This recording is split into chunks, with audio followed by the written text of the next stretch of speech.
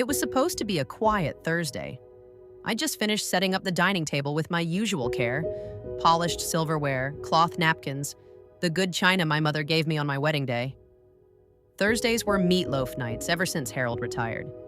He liked things a certain way, and after 42 years of marriage, I'd learned the rhythms of his preferences down to the second. But that night, Harold didn't come home on time. Not unusual, I told myself. Probably one of his poker games ran long. Or maybe he stayed late at the lodge for one of those meetings that didn't really require minutes or agendas. Just cigars and old men talking about who they used to be. So I waited and waited.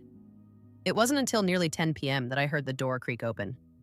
Harold walked in smelling like expensive perfume, and not the kind I wore. His shirt was buttoned wrong, his hair a little too neat, like he'd fixed it on the ride home. But it wasn't the perfume that finally cracked something open in me. It was the bracelet. Dangling from his coat pocket, catching the hallway light with just enough shine, was my grandmother's diamond tennis bracelet. The one he said had been lost in the move when we downsized to the condo in Naples. I felt something deep and primal click into place. Not rage, not yet. Something colder. Focused. I said nothing. Instead, I turned back to the dining table, lifted the untouched meatloaf, and dumped it in the trash. "Hope you ate," I muttered. Harold blinked like he expected me to scream. That would have made it easier for him. No, I had something else in mind. The next morning, after Harold left for his so-called volunteer shift at the museum, I went hunting. I started in the safe. It was empty. My mother's pearl choker, gone. The vintage ruby brooch from our 25th anniversary, gone. Even the Art Deco sapphire ring Harold swore he couldn't stand had vanished. What remained was a single gold band, the original wedding ring he'd stopped wearing 5 years ago. I opened the drawer where we kept our home files and pulled out the folder marked Receipts and Appraisals. I'd insisted we catalog every piece over the years for insurance purposes. Harold had grumbled, but I was meticulous. I wasn't about to let memories get stolen in a fire, or by a thief in a red dress and designer heels. Over the next 3 hours, I made a spreadsheet. Item, date purchased, value, insurance status, photo, and appraisal copy. I scanned everything. My hands were trembling, but not from age, from purpose. Because something inside me knew this wasn't just betrayal, it was theft, and I had proof. That weekend, I did something Harold never would have noticed. I dyed my hair, not for him, for me, something darker, sharper, like armor. I took the car and drove 2 towns over to visit my friend Bernice, a retired legal secretary with a memory sharper than most computers. I hadn't seen her in years, but she answered the door in her housecoat like I'd never left. "Is he cheating?" she asked before I'd even stepped inside. "Worse," I said. "He thinks I'm stupid." Bernice pulled out her reading glasses, sat me down at her kitchen island, and said, "Tell me everything." So I did. About the bracelet, the safe, the missing jewelry, the smell of her perfume clinging to his jacket, and the receipts. Every single one, cataloged and dated. When I finished, she leaned back and said, "Oh, honey, you've got a gold mine. If he gave her those pieces, that's conversion of property. You can sue her." "Even if we're still married?" I asked. "Especially if you're still married. He gave away marital assets, without consent." Bernice scribbled the name of a divorce attorney she swore by and patted my hand. "If he thinks you're the little old lady who'll cry and let him walk away with your life, show him your teeth." I didn't go home that night. I checked into a hotel with floral wallpaper and a continental breakfast no one under 70 would appreciate. I sent Harold a text that simply read, "Staying with friends. Don't call." He didn't respond. Typical. But that silence?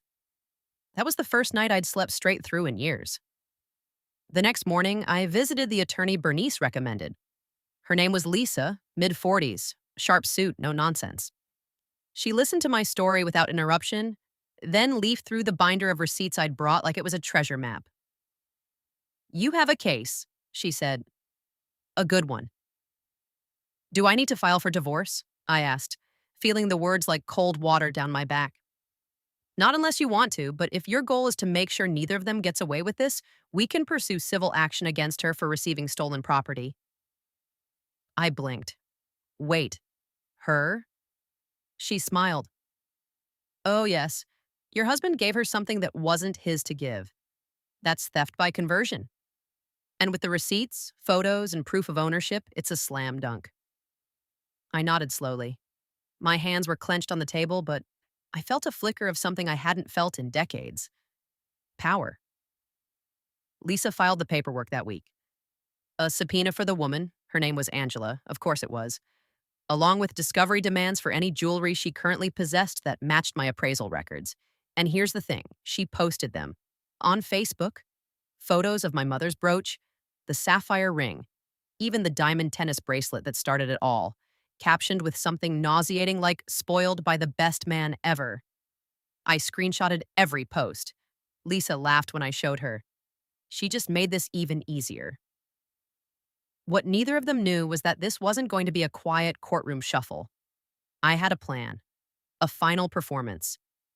Years of being overlooked, talked over, underestimated, this was going to be my moment. Because if they thought the receipts were all I had, they had no idea what was coming. The court date was set for 4 weeks out. Just enough time for Angela to show her true colors, and oh, did she deliver. Every day brought a new post, more selfies, more jewelry, more hashtags, blessed, deserved, queen energy. And every time she flaunted a ring or necklace that used to sit in my velvet-lined jewelry box, I cataloged it. Lisa built a case file so thick it could crush a man's ego. And in Harold's case, I intended to. Meanwhile, Harold remained eerily silent. He must have assumed I was sulking in a friend's guest room, nursing my hurt feelings like a frail, abandoned wife. That was his mistake. I wasn't hurt, I was calculating. I started showing up at places Harold liked to frequent, without saying a word. The lodge, the grocery store he always visited on Tuesdays, even the coffee shop where he'd once claimed to hold business meetings. I wouldn't speak to him. I'd just appear, hair done, makeup flawless, spine straighter than ever. Angela never seemed to be with him on those days. Perhaps she preferred the shadows.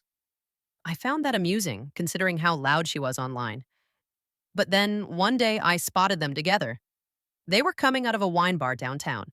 She clung to his arm like a teenager at prom, and he looked tired. Older, smaller somehow. I was parked across the street in my car. As they crossed, I honked once. Just once. Harold froze. Angela turned, and I smiled. The following day, I received a cease and desist letter from Angela's attorney. Lisa laughed so hard she nearly spilled her coffee. "She's accusing you of stalking," she chuckled. "This is rich." "What do we do?" I asked. Lisa folded the letter and tapped it against her desk. "Absolutely nothing. She just tipped her hand. This tells me she's scared, and scared people make mistakes." 2 days later, Angela made one. A big one. She listed one of my pieces for sale on a public jewelry auction site. The ruby brooch. The one Harold gave me for our anniversary after we lost our first dog, Maggie. I remembered the way his hand shook as he clipped it onto my shawl that night. That brooch wasn't just jewelry, it was history. And now it had a $12,000 price tag and a seller name that traced back to Angela's boutique resale account. Lisa moved fast. She secured a digital trace order and preservation notice for the listing. We had everything: time-stamped screenshots, email records, and the original appraisal. "Judge will eat this up," she said. Angela had gone from recipient of stolen property to intentional distributor. Now we weren't just suing her, we were building toward criminal theft charges. Harold finally broke the silence. He called me at 11:14 p.m. on a Sunday. I let it go to voicemail. Then I listened, on speaker, with Lisa beside me. "Linda," his voice cracked, "what are you doing?" "I didn't mean for it to go this far. Can we talk?" Lisa paused the recording. "No, we don't talk. Let him stew." I agreed. Let him wonder what I was planning. Let him feel, for once, the helplessness he'd forced me to live with for years. One gaslight at a time. The day of court finally arrived. I wore a tailored navy pantsuit with a string of pearls I'd hidden in the lining of my travel bag weeks ago, just in case Harold got greedy enough to find the safe's code. Angela showed up in white. A white dress to court. with a rhinestone clutch and fake tan so loud it made the stenographer raise her brow. Harold trailed behind her like a deflated balloon. Lisa and I entered with quiet grace. But make no mistake, I was on fire inside. I could see the judge reading through our pre-submitted exhibits. His eyebrows lifted more than once. That was a good sign. Testimony began. Angela claimed the jewelry had been gifts from Harold, tokens of affection, that she had no idea they had belonged to me. Lisa was ready. She stood and clicked the remote for the screen behind us. Up popped Facebook screenshots, auction listings, and appraisal photos side by side with Angela's posts. The dates were damning, the captions even more so. She's showing off stolen items before the alleged gifting, Lisa said, and offering one for sale. Angela squirmed. Then Lisa handed the judge a printed packet, the full list of receipts, itemized, notarized, and signed by me years before this circus began. She did the work, Lisa said. She cataloged everything. The plaintiff's possession and documentation of these assets predates any gift claims by over a decade. Harold's lawyer tried to object, but even he looked like he knew they were cornered. Then came the real blow. Lisa produced the safe's code records. Turns out Harold had changed the passcode 4 weeks before I discovered the jewelry missing. We had that too. Why would a husband change the code to a shared safe and not tell his wife, unless he intended to remove assets secretly? Lisa asked the room. Silence. Angela folded fast. When she realized she could be charged, she turned on Harold.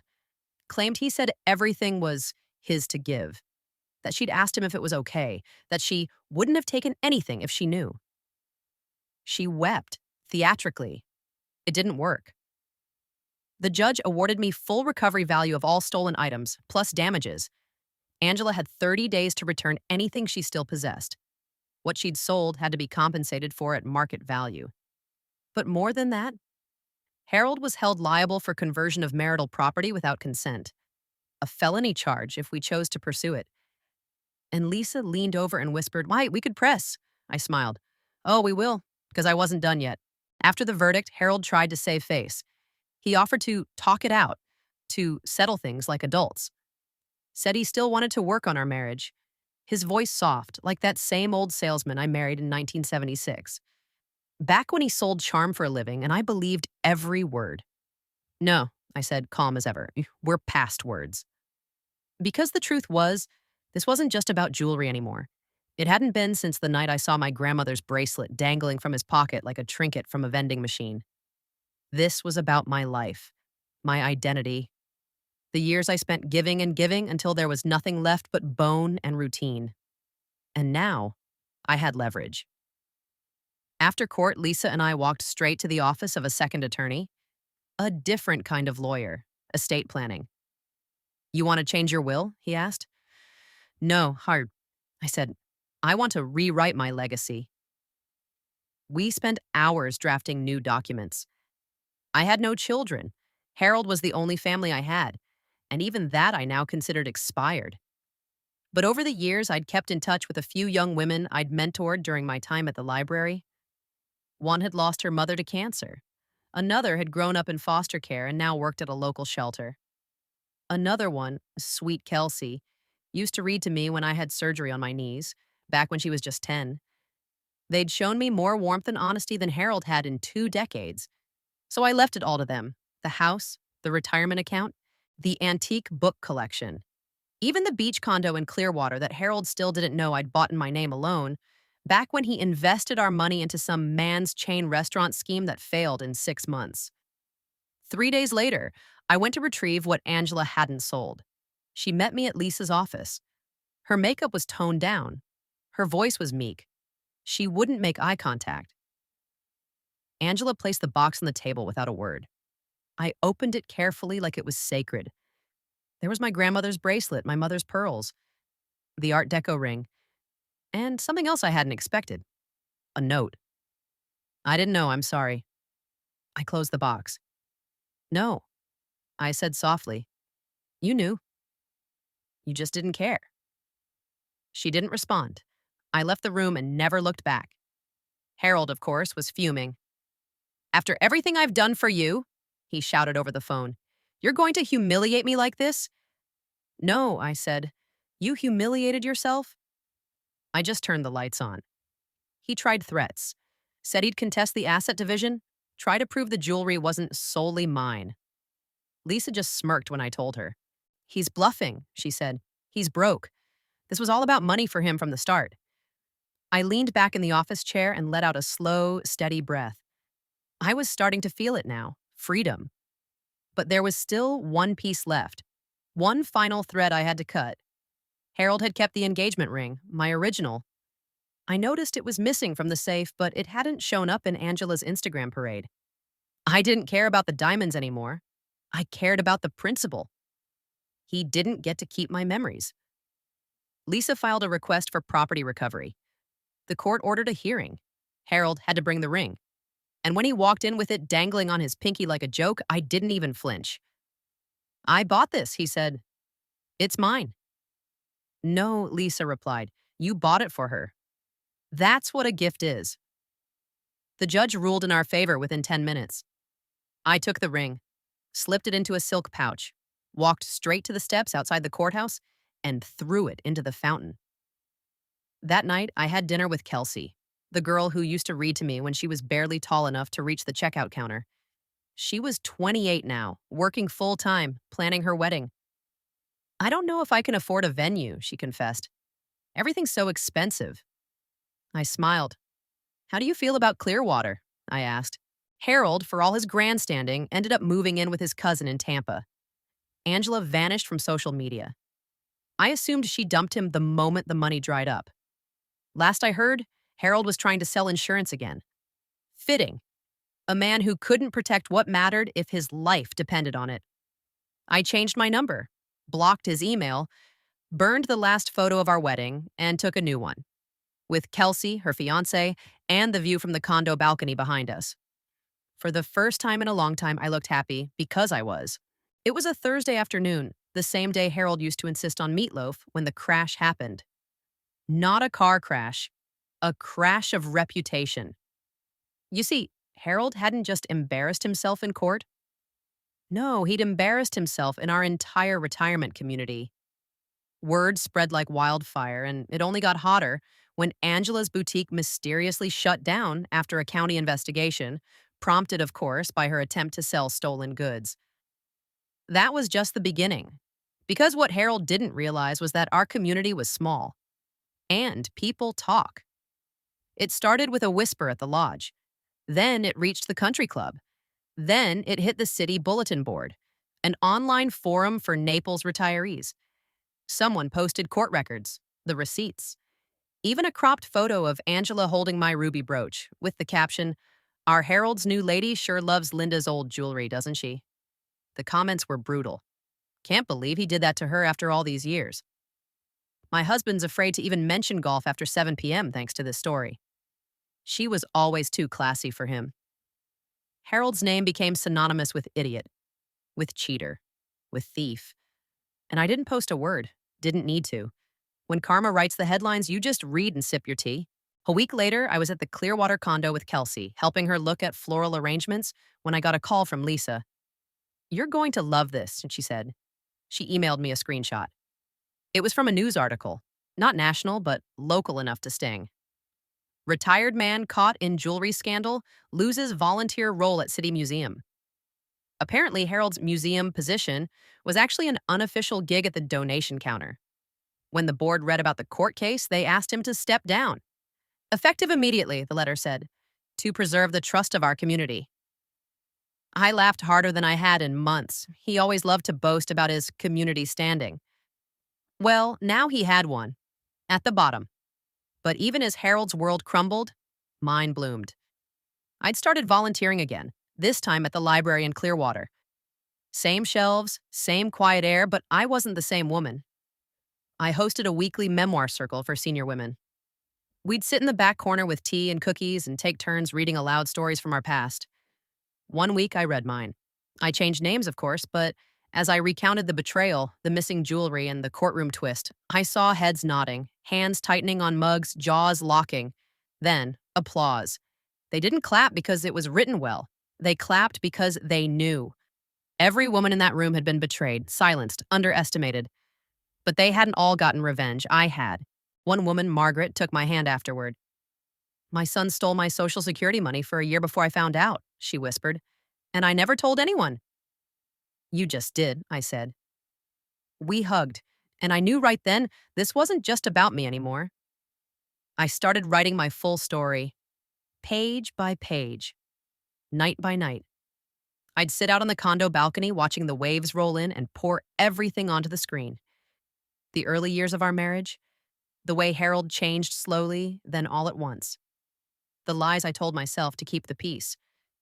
The moment I realized peace without dignity isn't peace at all. I wrote about the court case, the fountain, Kelsey's wedding plans, the brooch. It was messy, honest, raw. And then, one day, Lisa read a few pages and said, Linda, this isn't just a story. It's a book. We pitched it to two publishers. One said no. The second called within 48 hours. They offered an advance. Not huge, but enough to matter. They loved the premise. Senior woman exacts calculated revenge on cheating husband and inspires women nationwide to reclaim their worth. They wanted to call it Receipts. I laughed until I cried, and then I signed the deal.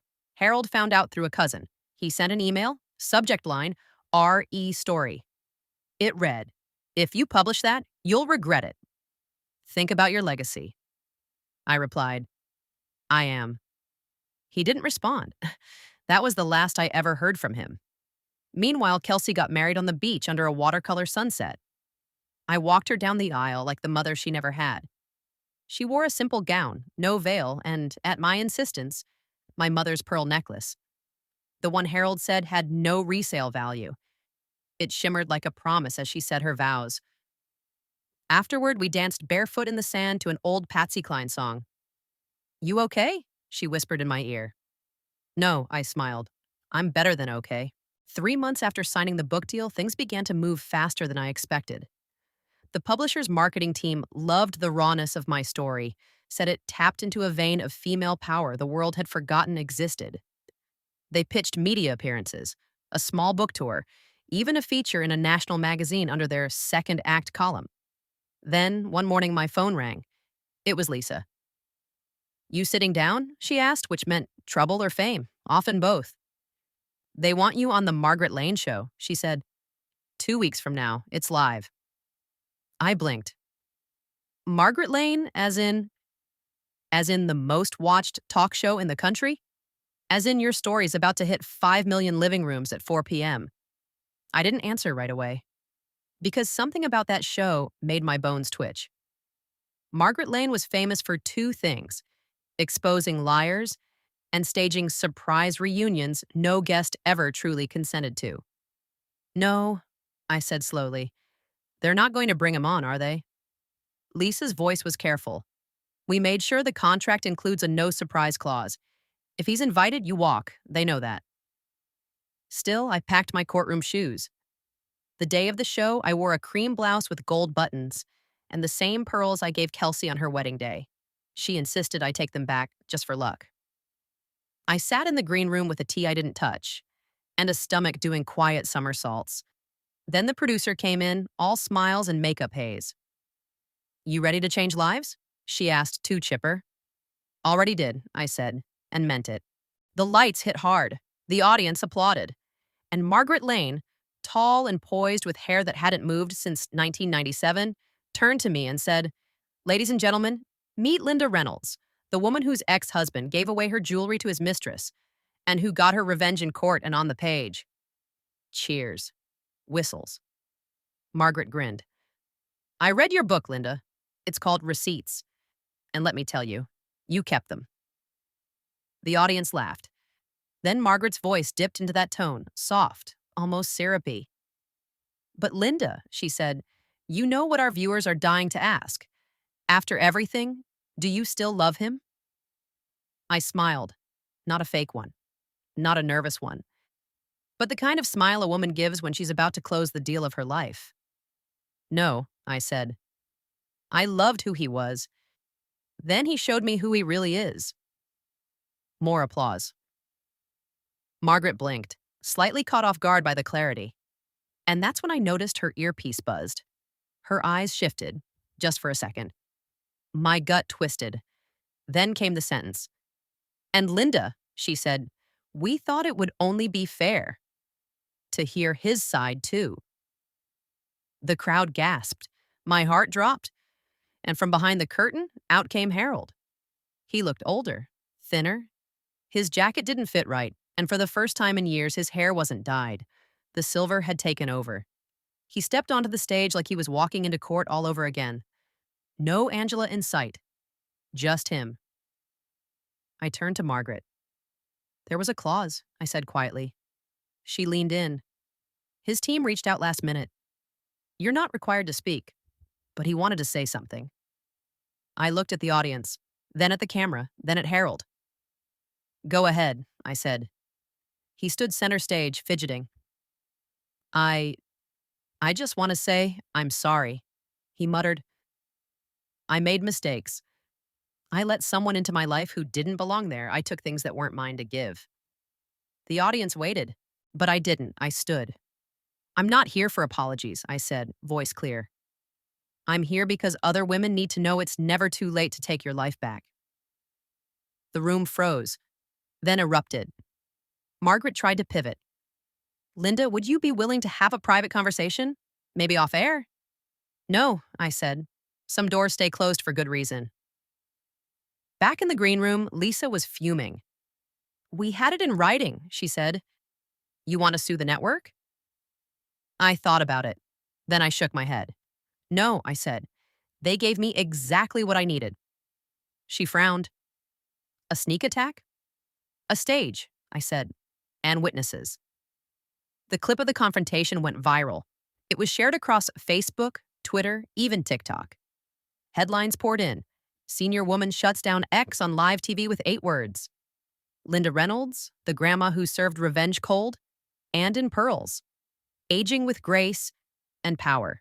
Linda Reynolds' story sparks national movement. Women began tagging me online. Me. Hashtag receipts challenge. Hashtag never too late. Hashtag Linda would never. The publisher pushed the second print early. Then a third. I was asked to speak at senior centers, at college campuses, on podcasts hosted by women half my age who told me, you're the blueprint. One message stood out. It came in the mail, handwritten. From Margaret, the woman in my memoir circle who once told me her son had stolen her Social Security checks. I told him I'm pressing charges. I watched you on TV and I realized I'm not powerless. I'm not done. Thank you, I cried. Not out of sadness. Out of the overwhelming relief of being seen. I didn't hear from Harold again. Rumor said he left town. Another rumor said he filed for bankruptcy. Yet another claimed Angela keyed his car and vanished with his wallet. I didn't verify any of it, because truly, I didn't care. It started as a joke. Kelsey, ever the internet-savvy sweetheart, made me a little mug with hashtag receipts club, written in gold cursive. I sipped tea from it during a virtual book Q&A, and somehow, within a week, dozens of women across the country were posting photos of themselves holding their own homemade mugs. But it didn't stop there. Women began sending letters, typed, handwritten, even voice recordings burned onto CDs.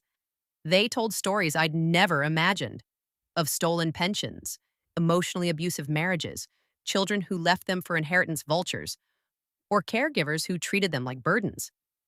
And every letter ended the same way. I saw your interview, and I knew I wasn't crazy. Thank you for giving us a voice. I kept the receipts too. The publisher noticed the movement building. They asked if I'd consider starting a foundation. Something for women over 60 who'd been financially or emotionally exploited by partners or family. No, I told them. I'm not starting a foundation. I paused. I'm building an army. We called it the Sisterhood of Receipts. It wasn't about vengeance, it was about validation. The launch event was held in the Clearwater Library's community room. We expected maybe 20 women. Over 200 showed up, some with walkers, some with husbands who sat in the back, nervously supportive. Some came alone, clutching old photo albums and court papers and pawn slips from things they could never get back. The first speaker was Margaret, my memoir circle friend. She stood up, voice shaking, and said, I pressed charges against my son. He cried, but he cried because he got caught, not because he was sorry. The room went silent. Then someone clapped, and someone else, until the entire room erupted into cheers. No one had ever clapped for Margaret before. But that day, she stood taller than I'd ever seen her. Each meeting followed a ritual. We'd pass around a velvet box, empty but symbolic, and each woman would drop in a receipt. Not paper necessarily, sometimes it was a note, sometimes a broken earring, sometimes just a single word scribbled on a napkin. Liar, mother, debt, gone. We didn't burn the box, we displayed it, because the past only has power when it's hidden. I got a message from a woman named Lorraine. She was 74, lived in Idaho, and ran a farm by herself after her husband had died and his children tried to evict her. She'd won in court, but still felt like she'd lost her dignity in the process. I can't fly to Florida, she wrote, but could we start a chapter here? I mailed her a copy of receipts, a velvet box, and a letter that read, You are not alone. You are not crazy. You are not done. Within 2 months, we had chapters in 11 states and growing. Kelsey built us a little website. Nothing fancy. Just a map, a blog, and a message board. Women began to share how they reclaimed power. One divorced her husband after 51 years and bought a motorcycle. One sued her son for guardianship abuse and used the money to renovate her kitchen. One found her late husband's affair partner and mailed her the engagement ring with a note that said, He gave this to the wrong woman. That one was anonymous, but I knew who wrote it, and I stood and applauded in my living room. Lisa, my ever-faithful attorney and now close friend, gave a speech at our first national gathering. She said, I've practiced law for 20 years, but I've never seen a courtroom shake the way it does when a woman over 60 walks in with evidence, confidence, and nothing to lose. The room roared. These women weren't victims anymore. They were witnesses to their own worth. Meanwhile, receipts landed on the bestseller list. I got a call from the Today Show, then an invite to speak at a university's women's conference. One professor told me, You've done more for ageism than any academic study in the last decade. I laughed. No, I told her. I just did what my generation does best. We survive. And when we're finally done surviving, we rise. The best surprise came one night when I was watching the news with Kelsey. They ran a story on local shelters.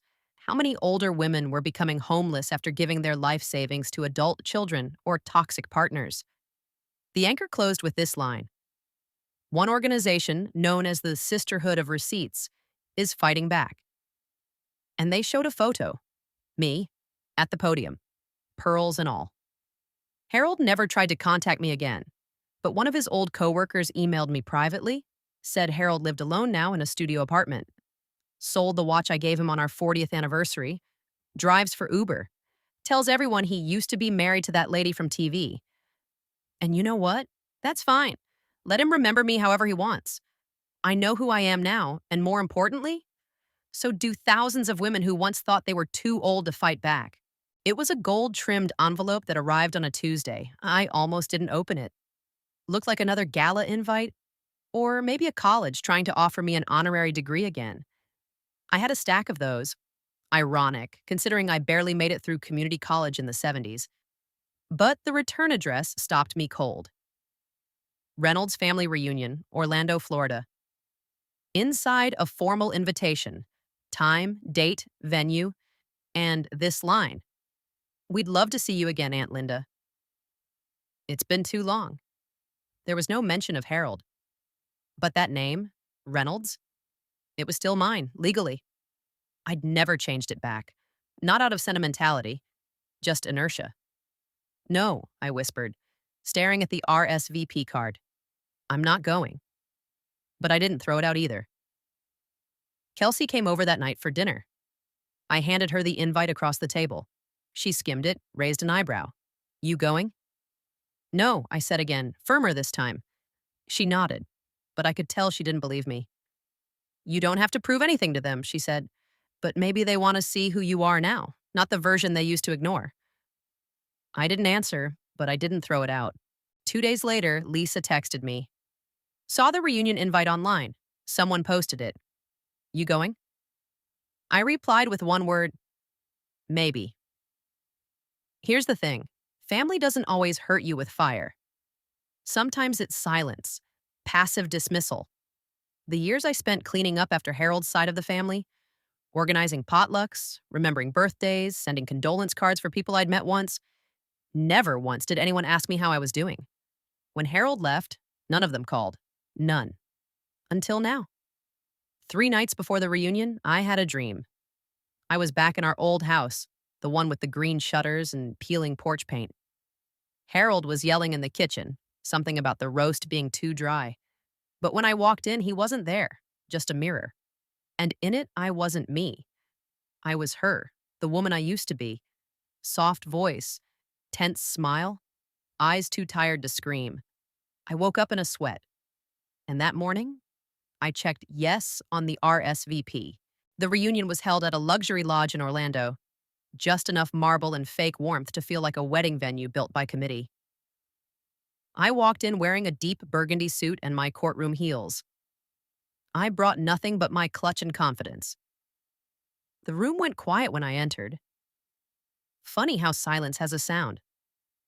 Harold wasn't there, but his sister Beth was. So was his cousin Jeremy, the one who helped him hide money during the jewelry debacle. And their daughter Marlene, who used to call me the extra behind my back when she thought I couldn't hear. I could always hear. Beth approached first. Linda, she said, eyes wide. You look incredible. I smiled. I am. She tried to make small talk, something about how hard Harold's year had been. No, I said gently. This isn't his story anymore. She nodded, but her eyes dropped. Because she knew I was right. Marlene tried to hug me. I let her. Why not? She said, I read your book. It made me rethink some things. Oh? She hesitated. I used to think you were just quiet, like you didn't really have much of a personality. I tilted my head. That's the funny thing about silence. It makes people comfortable enough to show you who they are. She flushed, and I moved on. Jeremy cornered me near the buffet table. Still bald, still smug, still smelled like a midlife crisis bottled into cologne. You know, I always told Harold not to underestimate you. No, I said, sipping my tea. You didn't. He blinked. You told him I was lucky he married me. He opened his mouth. I walked away. The highlight of the night wasn't dramatic. There was no shouting, no public takedown. It was subtle. Clean. I stood near the window as a slideshow played of old family memories. Everyone was laughing, drinking, reminiscing about cookouts and Christmas mornings and all the things they selectively remembered. Then came a photo of me and Harold. I was maybe 45. Standing next to him, hand on his shoulder, smile tight. Someone said, that was the year he bought you that ugly dress, remember? Another voice. I always felt bad for Linda. She looked so trapped. And that was it. A slip of truth. The mask falling for just a second. And I knew. They always had. They just didn't care. When I got home, I made tea and pulled out an old journal. I wrote one sentence on the page. They can keep the name. I've already kept the story. Then I flipped the page and wrote the next. And I'm not done yet. 6 months later, Receipts was adapted into a feature article in the New York Times. The headline read, She lost everything. Then she found her voice, and thousands followed. I framed the page and hung it above my desk. The desk I bought for myself with money I earned in a home I owned alone. It wasn't about the fame. It was about the proof. Proof that a woman in her 60s doesn't disappear when the world stops seeing her. She redefines herself. She reclaims the narrative. She writes the damn ending. One morning, I got a letter from a woman named Esther in rural Pennsylvania. She was 81. Her grandson had stolen her car. Her daughter-in-law told her she was too forgetful to handle money, then took over her bank account. She'd been living in her basement for 3 years, afraid to speak up, afraid they'd throw her in a home. Then she read my book. The letter said, I went to the courthouse yesterday, filed a restraining order. I've got an appointment with a lawyer this Friday. I'm scared. But I'm more scared of disappearing quietly. Thank you for making noise first. I cried when I read it. Not because I felt sorry for her, because I was proud. Esther, 81 years old, was starting over. And if she could, anyone could. The Sisterhood of Receipts went national. We secured funding, built an official nonprofit, created a hotline for women over 60 in crisis, trained volunteers, built networks.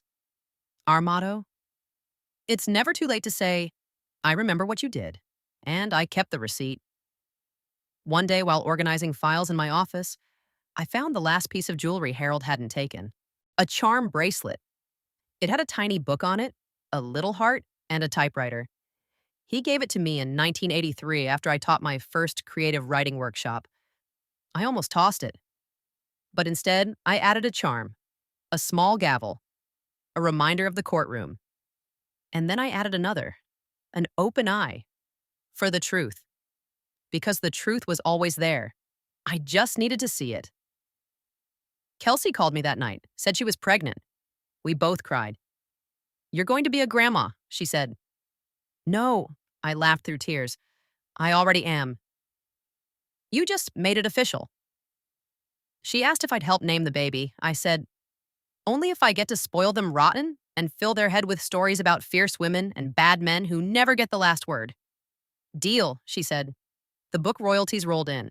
I didn't buy anything flashy. I gave half away, to shelters, to women's legal aid, to a little girl I met at the library who wanted her own set of encyclopedias. The rest I used to buy a small cottage near the ocean. Quiet, simple, filled with windows and light. Every Saturday, I host writing circles there. We don't talk about revenge. We talk about survival, healing, and how to turn pain into plot lines.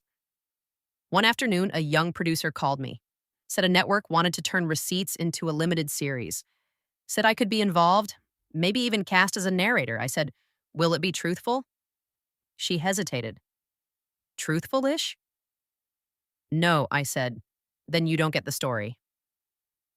Because if they wanted my story, they were going to get it the way I lived it. No edits, no filters, no husband saving face in the final scene. Just a woman who fought back and won. The last time I saw Harold was in a photograph. A local newspaper in Tampa ran a story about rising bankruptcy among retirees. His face was in the background of a photo, blurry, hunched over, talking to a caseworker. I stared at it for a while and felt nothing. No rage, no sadness, just peace. Because when you truly let go, they stop having power. That night, I made myself a cup of tea and sat at the window overlooking the ocean. I opened a fresh journal, wrote on the first page, this isn't the end, just the start of the next chapter. Then I smiled, because I knew millions of women were writing their own final pages too, and they wouldn't be quiet anymore.